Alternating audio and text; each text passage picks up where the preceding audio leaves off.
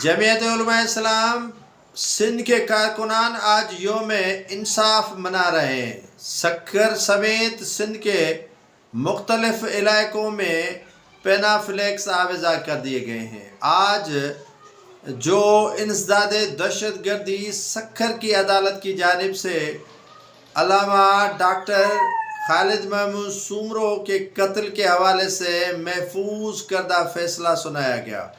محفوظ کردہ فیصلے میں تمام 6 ملزمان کو عمر قید کی سزا سنائی گئی۔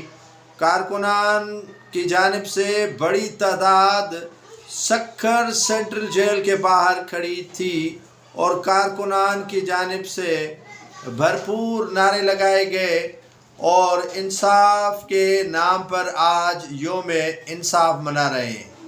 11 سال قبل سکھر کے جو گلشن اقبال کا علاقہ ہے وہاں پر فجر نماز بعد علامہ ڈاکٹر خالد محمود سومرو کو قتل کیا گیا تھا، جس کا مقدمہ سینٹرل جیل سکھر میں چلا اور تقریباً کوئی 451 سنوائیاں ہوئیں اور 17 گواہان سے بیان قلم بند کیے گئے۔ بالآخر محفوظ فیصلہ سنایا گیا اور 6 ملزمان جن میں حنیف بھٹو، سارنگ ٹوٹانی، مشتاق مہر، دریا خان جمالی، الطاف جمالی، لطف جمالی کو عمر قید کی سزا دی گئی۔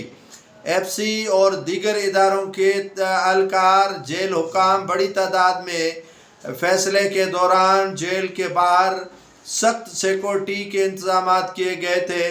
علامہ راشد محمود سومرو کے تینوں بیٹے طارق محمود سومرو، ناصر محمود سومرو، راشد محمود سومرو اپنے وکلا عطر عباس سولنگی، مولانا صالح انڈڑ کے ساتھ موجود تھے اور آج جو انسداد دہشت گردی کی عدالت کی جانب سے عبدالرحمن قاضی جج نے فیصلہ دیا اور اس میں 6 ملزمان کو عمر قید کی سزا سنائی گئی۔